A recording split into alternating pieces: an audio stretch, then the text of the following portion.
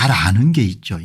왜냐하면 본인이 상황을 완전히 장악하지 않으면은 의사결정에 오판을 하기 가능성이 높다는 것을 본인들이 잘 아는 것이고, 시진핑이라는 사람은 기본적으로 관료로 출발한 사람이지 않습니까?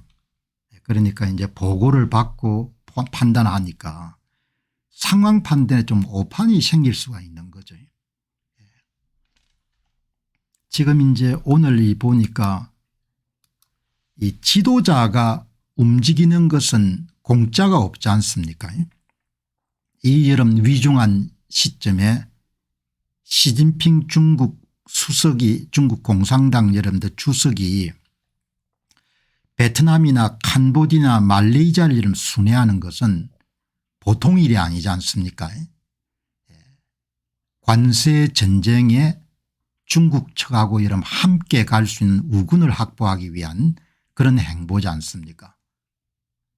그러니까 시진핑 수석이 동남아시아를 여름 순방을 하게 되면은 손에 성과물을 내야 되는 거죠. 그런데 성과물을 못 낸 겁니다. 이걸 여러분 보면 뭘 느낄 수 있는 거 아니까, 시진핑 주석이나 중국 공산당의 수뇌부가 관세 전쟁을 여러분들 트럼프 대통령이 일으켰을 때 충분히 관세의 여러분들 불법성이라든지 부당성에 동의하는 세계의 다른 국가들로부터 협조를 얻을 수 있을 것이다, 그런 판단을 한 것 같아요. 그게 치명적 오판인 거죠. 그러니까 면이 엄청나게 깎인 겁니다. 그냥 여러분들 뭐 손해가 없었다 이게 아니고 바람쇠로 이런 동남아시아를 순방한 게 아니니까 중국의 면이 많이 깎였고 중국의 실력이 드러나 버린 겁니다. 중국에. 그럼 동남아시아 순방을 지켜본 세계의 다 다른 국가들이 다 여러분들 미국 쪽에 확실히 줄을 서야겠다, 여러분 이렇게 여러분 정리를 한 겁니다. 여기 이제 특히 베트남에 기대를 많이 가졌던 모양입니다. 미국의 관세 폭탄에 맞설 우군 확보를 위해서 4월 중순에 베트남과 말레이시아, 캄보디아 등 동남아 3국을 순방했지만 사실상 빈손으로 돌아왔습니다. 사실상 빈손으로 돌아왔다는 것은 많은 세계의 다른 국가들에게 중국이 힘이 없다는 겁니다. 중국이. 베트남조차도 협조하기를 거부한 겁니다. 트럼프 행정부가 이런 베트남에 때린 이러면 상호관세가 46%지 않습니까? 가장 먼저 전화를 한 사람 가운데 한 사람이 베트남 공산당 서기장 토람이지 않습니까? 가장 먼저 전화를 했거든요. 그러니까 여기서 두 가지를 알 수가 있는데, 첫 번째는 중국 공산당 수뇌부가 트럼프발 관세전쟁을 상당히 오판한 것 같다. 두 번째는 자기 자신의 실력이나 역량을 지나치게 과대평가한 것 같다. 세 번째는 충분히 반미 연대를 형성할 수 있다고 확신했던 것 같다. 일본과 미국은 안보 우산을 제공받기 때문에 자기들하고 동조하지 않더라도 최소한 유럽연합이나 동남아시아 국가들은 자기하고 보조를 그래도 좀 해줄 것으로 그렇게 생각했던 것 같습니다. 그게 큰 오판인 거죠. 유럽연합과 우리나라, 일본 등이 중국 기대와 달리 미국과 협상하는 쪽을 택하자. 중국이 처음에 기대를 한 겁니다. 일본이나 한국도 관세를 때려 맞으면은 중국 측에게 약간의 여러분들 성의를 보일 거다. 완전히 다른 겁니다. 유럽연합이 손을 내밀었지 않습니까? 대중무역 의존도가 높은 동남아로 눈길을 돌렸던 겁니다. 그러나 시 주석의 반미 연대 제안에 적극적으로 호응한 나라는 없었습니다. 이렇게 된 겁니다. 그래서 제가 치명적 패착이구나, 치명적 오판을 했구나. 한국의 여러분들 친중 세력들도 잘 봐야 되는 겁니다. 이걸 뭐 일회성 행사가 아니고 세상이 어떻게 중국을 보는지 아직 한참 먼 겁니다. 국력이라는 여러 가지 면에서. 국력 경제력뿐만 아니고 소프트 파워라는 면에서 중국을 믿을 수 있는 나라가 없는 겁니다. 시주성은 판민진 베트남 총리를 만난 자리에서 함께 패권주의와 일방주의 보호주의에 반대하자고 제안했지만 베트남 관영 매체는 이 발언을 아예 보도하지 않았다. 베트남 공업무역부는 시진핑 주석이 떠나자마자 중국산 제품의 대미 우회 수출을 막는 방안을 내놓았다. 중국이 미국에 대한 보복으로 도세까지 마친 상태 보잉 737 맥스 항공기를 미국으로 돌려보내자마자 말레이시아 국적 항공사는 이 항공기를 사겠다고 나섰다. 이렇게 나옵니다. 중국 못지않게 대미 무역 비중이 큰 동남아 국가들로서는 트럼프 행정부의 보복이 두려웠을 것이다. 트럼프 행정부의 보복도 두려웠겠지만 첫 번째 가장 중요한 문제가 미국 시장을 대체할 시장이 없는 겁니다. 미국 시장을 대체할 시장이 없기 때문에 중국이 동남아시아 국가들한테 줄 수 있는 게 아무것도 없는 겁니다. 중국 쪽에 줄을 서게 되면 그냥 무조건 패자가 되는 겁니다. 그 정신 나간 일을 동남아시아 국가들이 어떻게 하겠습니까? 중국이 동남아시아 국가들에게 제공할 수 있는 게 아무것도 없는 겁니다. 미국은 엄청난 것을 갖고 있죠. 그게 뭡니까? 미국 시장에 대한 접근 권리입니다.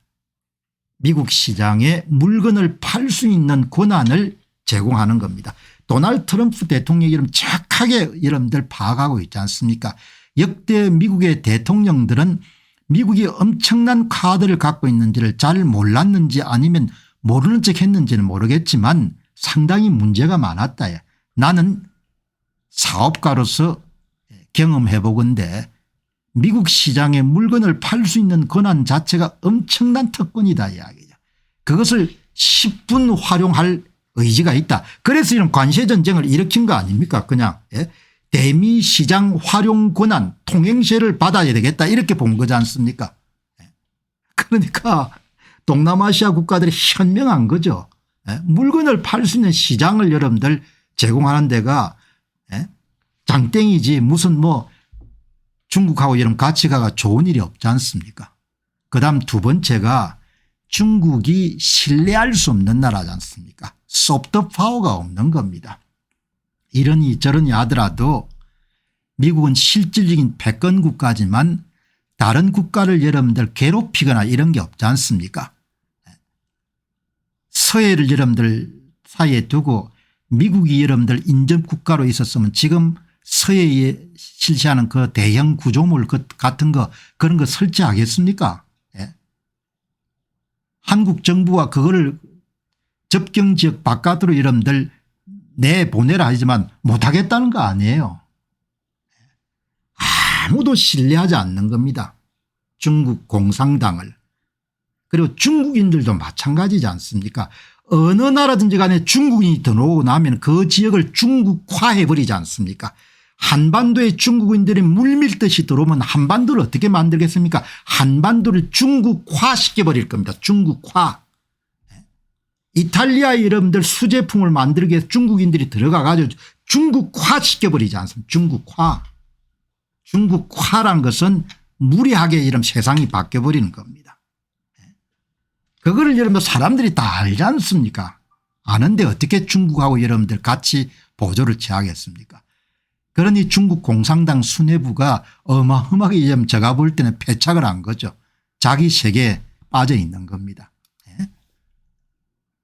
전략적 소통을 강화하고 함께 패권주의와 일방주의 보호주의에 맞서자 뭐 전혀 호응을 못 얻은 거지 않습니까? 베트남 캄보디아 말레이시아가 다 같은 겁니다. 중국은 줄 수 있는 게 없는 겁니다. 그래서 중국은 중국 자체가 아직 매력이 없는 겁니다. 신뢰도 얻을 수가 없고 소프트 파워도 여러분들 그냥 다 여러분 중국을 보면 어떻습니까? 개걸스럽게 자기 이익만 추구하는 나라로 보이지 않습니까? 그 여러분 큰 나라가 조그만 여러분들 베트남하고도 영해권을 두고 그렇게 다투지 않습니까? 베트남하고 다투죠. 필리핀하고 다투죠. 호주하고 다투죠. 한국하고 다투죠. 중국이 가는데 이러면 다투지 않는 데가 어디 있습니까? 미국이 다툽니까?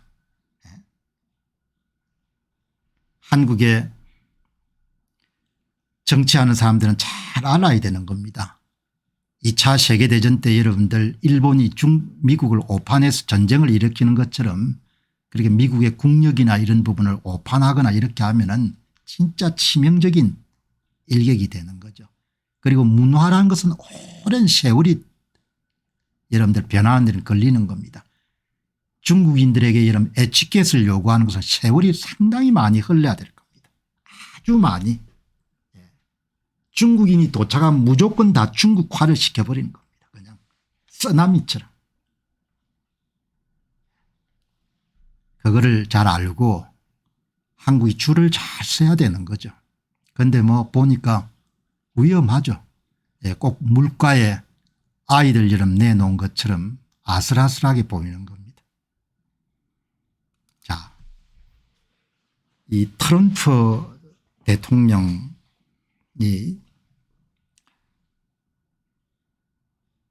미국에서 이런 출발해 가지고 대통령 전용기를 타고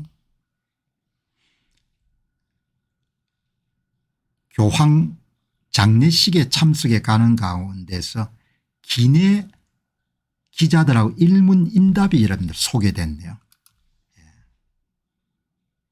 중국하고의 관계에 대해서 일문일답을 했는데 상당히 솔직하게 여러분들 자기 견해를 밝혔네요. 다시 이야기하면 관세 정쟁의 목표에 대한 부분을 그동안 쭉 추적해 왔습니다마는 가장 제가 볼 때는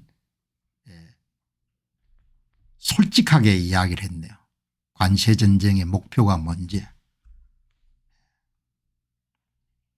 중국이 미국에게 시장을 여는 것이다 이렇게 이야기하는 시장을. 다르게 이야기하면 중국이 수출 일변도의 중상주의적 정책을 조금 내려놓고 내수를 좀 더 활발하게 여러분들 확장하는 그런 쪽으로 구조개혁을 요구하는 그것이 관세정책의 궁극적인 목표다 이런 부분을 밝혔네요. 굉장히 중요한 인터뷰입니다.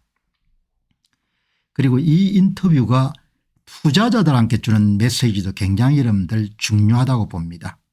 만일 중국이 영어 표현으로 서브스텐셜 상당한 정도의 양보를 하지 않으면은 나는 관세 정책을 포기하지 않을 것이다 이렇게 나온 거죠. 굉장히 여러분 제가 중요하게 그 내용을 한국경제신문이 상당히 중요하게 여러분들 다뤘네요. 중국 시장을 개방하지 않으면 대중관세 철회는 없다. 상당히 개방하지 않으면 거의 동전의 양면처럼 중국 시장 개방을 앞면으로 보게 되면 뒷면은 뭔가 하니까 수출 지향적인 중상주의적 정책을 상당 부분 전환해서 내수를 촉진하는 쪽으로 그렇게 구조개혁을 하지 않으면 대중관세를 처리할 의사가 없다. 이렇게 여러분들 해석을 할 수 있는 겁니다. 도널드 트럼프 미국 대통령은 4월 25일 중국이 시장을 개방하는 양보를 하지 않으면 상당 부분 서브스텐셜 중국에 부과한 145%에 달하는 관세를 처리할 수 없다고 밝혔는데 중국이 실질적인 걸 주지 않으면 서브스텐셜 관세를 처리하지 않을 것이다. 교황 장례식 참석을 위해 이탈리아 로마로 향하는 에어포스원 전용기 내에서 취재기자들에게 일물인답에서 나온 이야기입니다. 실질적 양보가 뭐냐 서브스텐셜입니다. 중국을 개방하라. 중국에 우리가 들어가 일하게 해달라는 것이다. 솔직히 그게 우리가 원했던 것이다. 트럼프 대통령의 속내가 그대로 드러난 겁니다. 거의 트럼프 일기 때 얻어낼 뻔했는데 그들이 물러났다. 이렇게 이야기하는 겁니다. 구조개혁입니다. 1985년도 일본과의 프라자 합의 당시에 미국 측이 일본에 내수시장 확대를 요구했던 것과 거의 비슷한 의미를 갖고 있는 거죠. 그래서 이 관세 전쟁의 대중 관세 전쟁이 쉽게 그렇게 여러분들 합의점에 도달하기가 만만치 않겠구나 그렇게 여긴 겁니다. 그래서 투자하시는 분들 특히 미국 정시에 돈을 넣는 분들은 그 점을 좀 염두에 둬야 될 것 같아요. 지금 이제 바닥을 치고 한참 주가가 정상 궤도로 지금 달려가는데 추가 조정 가능성도 있겠구나 그런 생각을 하게 만드는 겁니다. 그동안 여러분들 관세 전쟁 이후에 트럼프 대통령의 메시지를 제가 하나도 이런 빼놓지 않고 계속 추적해 왔는데 이번 메시지가 여러분들 굉장히 분명한 지향점을 제공합니다. 관세 전쟁 왜 했냐. 중국 시장 개방을 확대하는 거다. 중국 시장을 수출 지향도에서 내수 지향을 하는 쪽으로 크게 바꾸는 것이다. 이렇게 보는 겁니다. 그거는 중국 측이 받아들이기가 상당히 어려운 그런 내용인 거죠. 이렇게 보시면 좋겠습니다.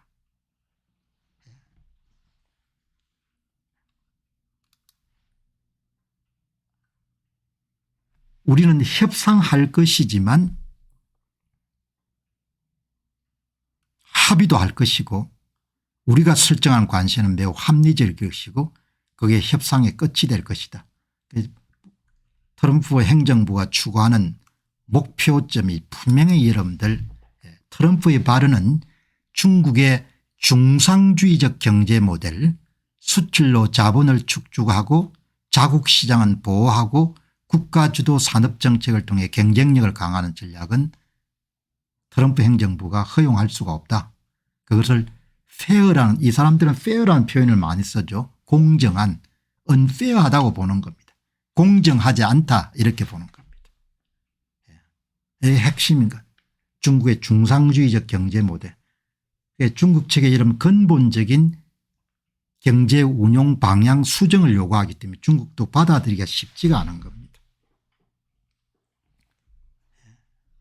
여러분들 핵심은 트럼프 행정부가 여러분들 개선하려고 하는 것은 중국식 중상주의 모델을 개혁해 달라는 겁니다. 그것이 바로 공정무역이다 이렇게 보는 겁니다. 지금은 공정하지 않다는 겁니다. 미국의 대중국 관세 정책은 단순한 무역 불균형 해소를 넘어 중국 경제 구조와 개발 전략 자체를 변화시키는 전략적 목표를 가지고 있음을 기자들한테 밝힌 겁니다. 중국이 시장을 개방해야 한다고 명시한 것은 중국의 수출 중심 경제 모델과 폐쇄적인 시장 구조를 더 이상 용인할 수가 없다 이렇게 본 겁니다. 중상주의 정책을 폐기하라는 거죠. 그래서 이게 지금 단기적으로 아주 여러분들 모든 것이 다 순항하는 것처럼 보이지만 이게 보통 일이 아니겠구나 그렇게 보는 겁니다. 중국이 벤센터 재무장관이 며칠 전에 이야기한 발언처럼 중국이 수출 의존에서 벗어나 내수 중심 경제로 전환해야 된다는 점을 트럼프 대통령이 재확인한 거죠. 그래서 이게 보시게 되면은 현재 미국 경제는 내수가 국내 총생산의 85%를 차지합니다. 중국은 55%를 차지하고 이걸 더 끌어올리라는 겁니다. 그래서 이번에 관세 전쟁이 표면적으로는 굉장히 순항하는 것처럼 보이지만 미국이 중국의 구조적인 문제를 들고 나온 겁니다. 중상주의 정책을 통해서 한 국가를 일방적으로 무역수지처럼 적자 상태에 빠뜨리고 자본을 축적한 다음에 세계 패권을 추구하는 그런 부분을 더 이상 용인할 수 없다는 겁니다. 그래서 투자자들이 좀 주의해야 될 것 같아요. 추가 조정 가능성이 문이 열려 있는 것 같다 그렇게 보는 거죠. 이렇게 여러분들 정리를 하시면 좋을 것 같습니다. 자, 여기 보시면은 이제 취임 100일이 된 겁니다. 도널드 트럼프 대통령이 지금 100일이 됐는데 이제 대개 우리나라에서도 100일을 중요하게 여기지만 미국도 역대 대통령들은 100일이 되게 되면은 대략 신임 행정부의 성과라는 방향들이 대부분 다 노출이 되죠. 그 내용을 오늘 많이 다뤘네요. 오늘 월스트리트 저널에 이 트럼프 취임 100일 취임 100일에 관한 그런 별도의 기사가 있는데 가장 상징적인 것은 트럼프 2.0이라고 부르네요. 트럼프 1기를 트럼프 1.0 트럼프 2기를 트럼프 2.0이라고 봅니다. 이 트럼프 2.0이 가장 여러분들 상징적이고 실질적으로 뭘 추구하느냐 이렇게 보면은 대통령 행정명령 개수를 보게 되면 확연히 알 수가 있을 것 같아요. 첫 100일 동안 137건의 대통령 행정명령을 여러분들 통과시킨 겁니다. 트럼프 1기 때 33개하고 비교해 가지고 어마어마한 그런 거죠. 여기에 여러분들 뭐 세계를 움직이는 사람이 다 여기 있네요. 일론 머스크 구글의 CEO 아마존의 베조스 약혼자 주커버거 중국계 부인 루비오 국무장관 벤센트 재무장관 케네디 보건부 장관 여기 뭐 여기에 헤그세트 국방부 장관 여기에 FBI 외신을 워낙 많이 보니까 훤하네요. 그죠? 여기 이제 참 보시게 되면은 이 설전을 벌이던 젤렌스키 100일입니다. 자, 100일인데 오늘 이제 워낙 이렇게 관세 전쟁으로부터 시작해 가지고 힘차게 여러분들 본인의 정책 구상을 지금 실천에 옮기고 있기 때문에 주변 국가들이 상당히 좀 피곤하죠. 미국인 입장에서 뭐 환영한 일도 많겠지만 그래서 오늘 여러분들 SNS를 한번 보도록 하겠습니다. 나이가 드셔가지고 트럼프 대통령은 잠이 별로 없는 모양입니다.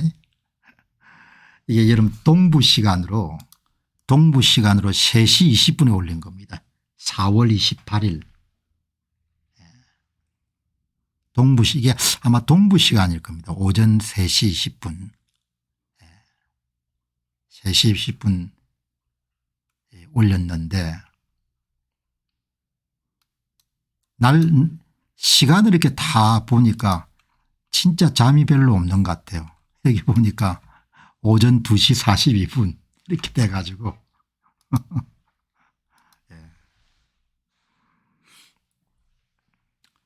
자, 여기 보시면은 이 오전 3시 20분이면 보좌관이 없을 건데 그죠? 보좌관 잠을 자야 되니까 본인이 직접 아마 글을 올리신 것 같은데 보니까 지금까지 한 번도 오타를 찾아낸 게 없거든요. 민주당의 불법 사기인 액트블루가 허용되지 않는 외국 기부금을 포함해서 자금을 모금하는 데 사용되었기 때문에 당국의 조사를 받고 있기를 바랍니다. 미국의 민주당은 역사상 어떤 단체나 정당보다도 더 잘하는 부정행위를 통해서만 승리할 수 있는 방법을 알고 있습니다. 하지만 이제 그들의 끔찍한 정책과 후보 슬리피 조 바이든에게 완전한 사면을 요구한 비뚤어진 아담 시프 같은 사람들이 앞장서고 있기 때문에 자금 목표를 달성하는 것은 거의 불가능할 것입니다. 미국은 이 악당들과 사기꾼들에게 현명합니다. 또한 오토펜이 왜 시프에게 사면권을 주었겠습니까? 바이든은 이에 대해 아무것도 몰랐습니다. 오토펜은 누가 운영했습니까? 워싱턴 DC의 가장 큰 질문입니다. 그들은 우리나라를 거의 파괴할 뻔했습니다. 그들은 모두 감옥에 있어야 됩니다. 그러니까 보통 사람들이 읽으면은 미국의 대통령 여러분들 메시지 치고는 너무나 과격하니까 싫어하시는 분들도 많겠죠. 그 여러분들 한글로 번역된 걸 읽기는 읽었는데 내용이 이해가 안 되기 때문에 해설을 한번 보면은 트럼프는 민주당이 불법적으로 자금을 모으는 스캔들 액트 블루를 통해서 외국 기부금을 포함한 부정한 방법으로 돈을 모으고 있다고 비판합니다. 그는 민주당이 역사상 어떤 그룹이나 정당보다도 치팅을 잘한다고 주장하며 승리를 위한 부정행위를 일삼는다고 비난합니다. 특히 애덤 셰프 같은 인물이 조 바이든으로부터 완전한 사면을 요구했다고 합니다. 애덤 셰프라는 인물이 누군가 하니까 도널드 트럼프 대통령의 탄핵 조사에 주요 역할을 했던 인물입니다. 트럼프는 그를 부패한 인물이라고 비판합니다. 오토페는 대통령이 서명 대신에 사용하는 자동 서명 기기를 뜻하는데 트럼프는 바이든이 직접 사면을 애덤 셰프로 하지 않고 자동 펜으로 처리했다는 의혹을 제기합니다. 동시에 바이든의 리더십과 결정을 비판합니다. 여러분 이런 거 보시게 되면은 명희님 고맙습니다. 여러분 이런 거 보시게 되면은 민주당 측을 옹호하시는 분들은 엄청나게 불쾌하게 느낄 겁니다. 그런데 어떻든 간에 뭐 제가 계속해서 세계를 이해하고 미국을 이해하고 한국을 이해하는데 도널드 트럼프 후보의 SNS가 결정적인 정보이기 때문에 그냥 계속해서 여러분들 이걸 추적하는 겁니다. 아담 쉬프라는 인물이 아마 도널드 트럼프 대통령의 탄핵에서 굉장히 중요한 역할을 했던 인물이고 도널드 트럼프 행정부가 등장하게 되면은 분명히 여러분 감옥을 집어넣으려고 하니까 바이든이 아마 퇴임 전에 사면을 했던 것 같아요. 그런 부분을 계속 공격하는 내용을 여러분들 지적한 겁니다. 표현이 거칠고 직설적이고 좋아하는 쪽엔 직설적이라고 볼 수 있고 반대하는 쪽엔 대통령답지 않다고 이렇게 볼 수가 있는 거죠. 여러분 이것도 오전 2시 42분이거든요. 엄청나게 이른 시간이지 않습니까? 이 시간이 어떤 시간이 모르 동부 시간일 것 같은데 여러분 여기서도 한번 보시기 바랍니다. 미시간주의 공화당 대표단에 있는 멋진 친구들과 화요일에 화요일이 여러분들 29일이네요. 그러니까 29일 날 1월 29일 날 취임했는 모양이네요. 100일. 역사적인 대통령 취임 100일을 기념하기 위해 저와 함께 여행하고 싶어하는 의회의 다른 많은 훌륭한 공화당 의원들에게 감사드립니다. 엄청난 날이 될 것입니다. 모두가 저와 함께 갔으면 좋겠지만 이번 주에는 대규모 감세안, 강력한 국경 보안 조치, 주요 군사 시설, 극적인 규제 완화, 강력한 지출 개혁 등을 포함한 The One Big Beautiful Bill을 법안을 개발하는 데 중요한 한 주입니다. 이번 주에는 모두가 워싱턴 DC에 머물면서 모든 일을 열심히 하고 빠르게 하는 것이 훨씬 더 중요합니다. 반드시 해야 됩니다. 우리는 경제 번영을 실현하고 미국의 황금기를 가속화할 것입니다. 일이 너무 중요해서 아무도 여유 시간을 낼 수가 없을 것입니다. 이렇게 여러분들 글을 썼는데 이 한글 번역만 가지고 여러분들 또 이해가 조금 부족하니까 여기 보시면 딱 이렇게 나오지 않습니까? 취임 100일 기념회가 화요일 날 4월 29일에 있는 겁니다. 트럼프 대통령의 발언은 영어 표현으로 제가 영어가 그렇게 익숙한 사람이 아니기 때문에 뉘앙스는 정확하게 모르겠는데 그냥 표면으로 드러난 영어 표현은 굉장히 과장적인 표현이나 이런 부분을 많이 쓰는 거죠. Tremendous day 이렇게 이름들 쓰는 겁니다. 트럼프는 하나의 크고 아름다운 법을 준비장을 밝혔는데 여러분 여기 내용이 이렇게 여러분들 해설을 한번 보는 것은 왜 의미가 있는가 하니까 도널드 트럼프 행정부가 추구하는 정책 방향을 정확하게 우리가 파악할 수 있는 겁니다. 예. 대규모 세금 감면, 강력한 국경 안보 조치, 주요 군사 발전, 예. 가감한 규제 완화, 예. 강력한 지출 개혁. 여기 표현 보시기 바랍니다. massive, 예. strong, dramatic, powerful. 그죠? 이 정책이 이제 골격이라고 그렇게 볼 수가 있죠. 이와 관련한 이제 법안을 공화당 의원들이 열심히 해서 통과시켜 줬으면 좋겠다. 미국 대통령의 첫 100일은 전통적으로 주요 정책 방향을 설정하고 초기 성과를 보여주는 중요한 시기로 여겨집니다. 4월 29일이네요. 1월 20일 날 취임한 겁니다. 4월 29일 날. 지금까지 여러분들 엄청난 대통령 행정명령을 이제 앞으로도 이런 대통령이 안 나올 것 같습니다. 100일 동안에 137건의 행정명령을 서명한 겁니다. 트럼프 1기 때는 33개. 트럼프 1기 때는 잘 몰랐기 때문에 제대로 내가 일을 못했다고 보는 겁니다. 화끈하게 하는 건 137개. 그러니까 뭐 이 반 트럼프 시각을 갖고 계신 분들은 정신 나간 사람이라고 그렇게 보겠죠. 그러나 또 그렇지 않은 분들은 엄청나게 여러분들 대통령을 옹호하고 또 찬양하는 겁니다. 어마어마한 거죠. 새벽에 2시 30분에 3시 30분에 글을 올리는 겁니다. 대단히 이런 중요한 세 달 100일 정도면 대충 여러분들 윤곽이 나오지 않습니까? 윤석열 대통령도 100일 안에 뭔가 이렇게 일을 했어야 됐다 이런 아쉬움이 있는 거죠. 트럼프 SNS 작성 시간 표시는 한국 시간 기준인 것 같습니다. 한국 시간 기준이네. 그런데 그럼 SNS가 왜 한국 시간, 내 컴퓨터가 한국 시간으로 돼 있기 때문인지 모르겠는데 한국 시간 어떻든 간에 여러분들 한국 시간, 한국 시간이면은 한국 시간에 새벽 2시면 미국이 몇 시입니까?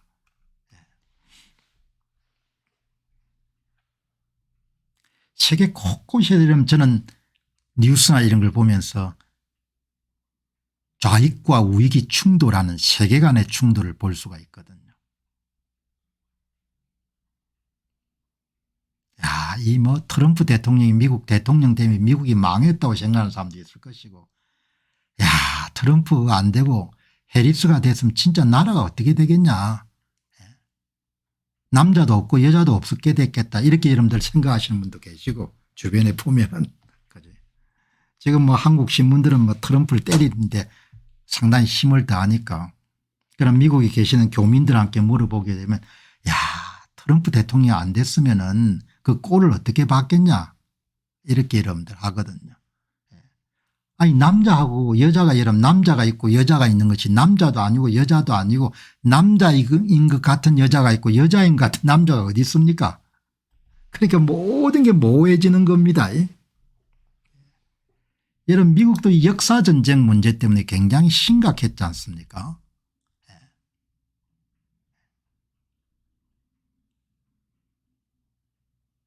아메리카 대륙을 처음 방견했던 콜럼부스가 학살자다. 콜럼부스 동산을 다 때려 부수자 이런 거지 않습니까? 야, 남군하고 이런 북군이 싸웠던 그런 미국의 남북전쟁에서도 남군 뭐 리 장군인가 뭐 여러분들 그냥 동상을 철거하고 그렇게 했지 않습니까? 야, 이런 보시면은 참 그래서 이런 반듯함이란 굉장히 중요한 거죠. 오늘 방송을 보시는 분들 중에서는 뭐 저에 동의하시는 분도 계시고 그렇지 않은 분도 계시지만 가끔 제가 나는 어떻게 이렇게 반듯한 생각을 갖게 됐을까 자랑이 아니고 뭐 특별하게 여러분들 주변에 많은 사람들이 있었던 것도 아니고 어마어마하게 유복한 집안에서 무슨 특별한 교육을 받은 것도 아닌데 어떻게 이렇게 반듯한 생각을 할까 그런 생각을 가끔 하거든요. 반듯하게. 역사 전쟁을 보는 것도 마찬가지거든요. 역사 전쟁을 보는 것도. 아니 역사의 한 부분이지 않습니까? 아마 내 기억이 정확하면 리 장군 다음에 한 번 다뤘는데 다음에 한 번 더 다루도록 하겠습니다. 그 장군 동상을 철거하고 여러분들 그런 일이 있었지 않습니까? 우리나라에서도 인천 김성수 여러분들 뭐 총장을 김성수 선생의 여러분들 동상을 철거하자 뭐 그런 이야기도 있었지 않습니까? 그 역사의 한 부분이잖아요. 그죠? 예. 남북이 나눠져 있었던 상황에서는 노예제를 옹호하면서 여러분들 전선에 설 수밖에 없었는데 일제를 보는 시각도 마찬가지인 거죠. 현재를 기준으로 해서 그 시대를 보는 데는 상당히 오류가 있을 수가 있지 않습니까? 콜럼부스 여러분들 이렇게 학살자다. 콜럼부스는 아시다시피 이탈리아 제노바 사람이지 않습니까? 제노바 사람인데 아메리카 대륙의 발견이란 그런 대형 프로젝트를 포르투갈 스페인을 이사벨라 여사를 아마 이사벨라 여왕을 설득했든지 그렇죠. 제노바 사람이 건너가 그러니까 이탈리아 사람들이 상당히 자랑스럽게 생각하는 사람 가운데 하나입니다. 스페인 예, 스페인이죠. 오늘 여러분들 제가 콜럼부스 데이를 다시 원위치 시키겠습니다. 크리스토퍼 콜럼버스. 간단한 거지만 도널드 트럼프란 사람이 갖고 있는 역사관을 분명히 확인할 수 있거든요. 제가 다시 기독교를 이 땅에 여러분들 다시 이 나라에 되돌리겠습니다. 이런 거 똑같은 거거든요. 신앙관. 하나님을 경외하고 하나님을 두려워한다는 생각이 분명하지 않습니까? 역사상 콜럼부스라는 것은 대단한 인물이었고 그 사람이 학살자라고 이렇게 칭하면 되지 않지 않느냐 이렇게 생각하는 거지 않습니까? 이게 도널드 트럼프 대통령의 역사관 이거는 하버드에 있는 진보 색채의 교수들하고 완전히 다른 개념인 거죠. 저는 콜럼부스 데이를 잿더미에서 되살리고 있습니다. 민주당은 크리스토프 콜럼부스와 그의 명성 그리고 그를 매우 사랑하는 모든 이탈리아 사람들을 파괴하기 위해 가능한 모든 일을 다 했습니다. 그들은 그의 동상을 허물고 깨어있다. 아니 더 나쁜 것은 아무것도 올리지 않았습니다. 크리스토프가 큰 우쿠라는 겁니까? 크리스토프가 큰 복귀를 할 것이라는 사실을 알면 기쁠 것입니다. 저는 콜럼부스 데이를 이전 수십 년 동안 그랬던 것처럼 동일한 규칙과 날짜와 장소에 따라서 다시 복원시키겠습니다. 콜럼버스 데이가 갖고 있는 의미를 다시 여러분들 자기가 집권하고 있는 동안에 다시 여러분들 부활시키겠다는 거지 않습니까? 이게 전형적인 도널드 트럼프 대통령이 갖고 있는 역사관이거든요. 역사관. 트럼프는 콜럼버스 데이를 제로에서 되살리겠습니다. 애쉬라고 표현하네. 그런 콜럼버스 데이가 과거와 동일한 규칙과 날짜 장소에 다시 시행될 것임을 강조했습니다. 트럼프는 민주당이 크리스토프 콜럼부스와 그를 사랑하는 이탈리계 미국인들의 명성을 파괴했다고 비판합니다. 민주당이 콜럼부스의 동상을 철거하고 오크 문화나 그보다 더 나쁜 것으로 대체하거나 아예 아무것도 하지 않았다고 주장합니다. 역사의 한 부분이지 않습니까? 역사의 한 부분이니까 뭐 이렇게 참 다른 생각을 가진 사람 아니 세상에 남자가 있고 여자가 있는 거지 남자다운 남자 같은 여자가 있고 여자다운 남자가 있느냐 이렇게 저는 생각하는 것이고 다르게 생각하는 사람은 무슨 그런 생각이 있냐 성전환하면 여자가 남자도 될 수 있고 남자가 여자도 될 수 있고 여자 화장실에 성전환자가 들어갈 수도 있고 이렇게 생각하는 겁니다. 뭐 완전히 다른 생각을 하니까 내가 막 거기에 대해서 그 양반들한테 뭐라고 딴 이야기를 하고 싶지는 않고 어떻든 간에 제 이야기의 요지는 역사관이 반듯하게 써야 되지 않습니까? 역사관이. 반듯한 역사관. 그거를 도널드 트럼프 대통령에게서 확인할 수 있는 겁니다. 크리스토프 콜럼부스가 1492년에 아메리카 대륙을 발견한 것을 기념하는 미국의 공휴일 10월 둘째 월요일로 특히 이탈리아계 미국인들의 중요한 문화적 상징입니다. 이탈리아의 제노바 출신이니까. 그러나 최근 몇 년간 콜럼부스가 원주민 확대, 식민주의, 노예제와 연관됐다는 비판이 커지면서 일부 주와 도시에서는 콜럼버스 데이를 원주민의 날로 대체하거나 동상을 철거하는 움직임이 있었습니다. 이런 진보적 운동의 일환으로 여겨집니다. 이런 변화를 민주당이 주도했다는 겁니다. 그래서 진보적 움직임에 좌파적 움직임에 분명히 반대되는 보수적 움직임을 가지는 겁니다. 아니 이런 세금을 가지고 인민군가를 만든 정율성을 찬양하는 공원을 이름 짓는 데도 있지 않습니까? 나는 그런 사람들 보면은 이제 앞으로 얼마나 희한한 짓들을 하겠습니까? 대한민국 역사를 다 다시 쓰려고 할 거 아닙니까? 기가 찬 거죠 한마디로. 뭐 그분들에 대해서 그분들이 뭐 옳다고 생각하는 것을 아무리 이야기해봐야 설득하는 것은 힘드니까. 그러나 저는 그렇게 옳지 않은 일이라고 보는 거죠. 제가 태어난 경남 통영에서 윤희상 씨를 그렇게 추앙하는 걸 보고 음악가로는 훌륭했지만 체제 경쟁이 한참 가열할 때 북한에 부역했던 인물이지 않습니까? 아주 제가 환멸을 느끼는 거죠. 옳고 그름이 흔들리는 사회는 오래 갈 수가 없습니다. 정의와 부정의가 이런 혼탁한 사회는 오래 지탱할 수가 없는 거죠. 사실과 거짓이 혼재되는 그런 사회는 유지하기가 힘든 겁니다. 한국 사회 이런 비극이자 한국 사회의 눈물은 너무나 거짓됨이 성행한다는 거죠. 그 대가나 그 비용을 엄청나게 앞으로 치르게 될 겁니다. 그것이 굉장히 참 마음이 아픈 일인 거죠. 반듯함이라는 게 있어야 되지 않습니까? 오죽 여러분들 추앙할 게 없어 윤희상 여러분들 동상을 짓고 윤희상을 추앙하고 있는 그런 여러분들 고향을 내가 가보고 싶겠습니까? 말이 안 되는 거죠. 사람은 교육을 많이 받든 받지 않은 간에 심성 내부에 선악을 구분하는 그런 본성이 있지 않습니까? 선한 게 뭔지 악한 게 뭔지 옳은 게 뭔지 옳지 않은 게 뭔지를 사람들은 특별한 교육을 받지 않더라도 여러분들 그런 능력이 있지 않습니까? 그런 능력이 너무 많이 사라져서 짐승 같은 일을 생각하는 사람들이 너무 많은 겁니다. 콜럼버스 데이도 저는 같은 시각에서 보는 거죠. 트럼프는 민주당과 진보적 문화를 공격하고 그들이 전통적 가치와 역사를 파괴했다고 비판합니다. 사회적 정의와 진보적 가치를 강조하는 움직임을 비판적으로 지칭하는 보수적 용어로.